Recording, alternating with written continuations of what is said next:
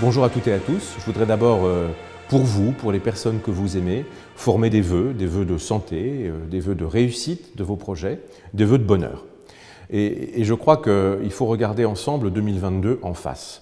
2022 est une année qui s'annonce périlleuse. D'abord parce que nous sommes confrontés à une épidémie et que nous n'en sommes pas comme sortis et que nous devons être vigilants, nous devons être prudents et nous devons faire confiance aux soignants et aux services publics qui nous protègent. Une année éprouvante aussi pour la République et c'est la raison pour laquelle les radicaux s'engagent dans les scrutins de 2022 avec beaucoup d'ambition.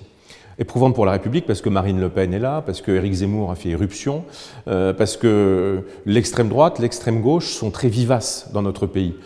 Près d'une personne sur deux, aujourd'hui dans les enquêtes d'opinion, choisissent de voter pour une candidate ou un candidat issu d'un parti extrémiste, de gauche ou de droite. Cette situation, évidemment, pour tous ceux qui aiment la République, et c'est le cas des radicaux, elle n'est pas acceptable et elle nécessite qu'on s'engage. Donc le choix qui a été fait, c'est de s'engager auprès du président de la République, auprès d'Emmanuel Macron, avec deux certitudes. La première, c'est que dans la crise qu'on traverse, il a su tenir la barre. Et puis la seconde certitude, c'est que c'est autour de lui, au centre de l'échiquier politique français, au cœur du paysage politique français, qu'on peut bâtir une offre politique nouvelle qui fasse barrage aussi bien à l'extrême gauche qu'à l'extrême droite. Les radicaux s'engagent dans cette démarche avec des priorités très claires pour la République radicale.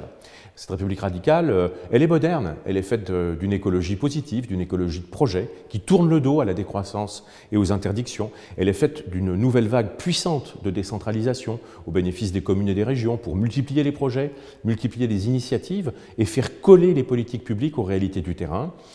Cette République, elle est généreuse, elle veut que l'économie soit complétée par des solidarités entre nous. Cette République, elle est aussi une République de l'Europe fédérale et nous soutenons l'idée d'une Europe plus forte, plus puissante, plus grande. Et puis enfin, nous sommes favorables, bien sûr, à des libertés nouvelles, à la lutte contre les discriminations et au combat pour l'égalité des droits, notamment en faveur des femmes. Bref, une année 2022 de combat, une année 2022 de combat pour la République, pour une République radicale. Bonne année 2022 à vous.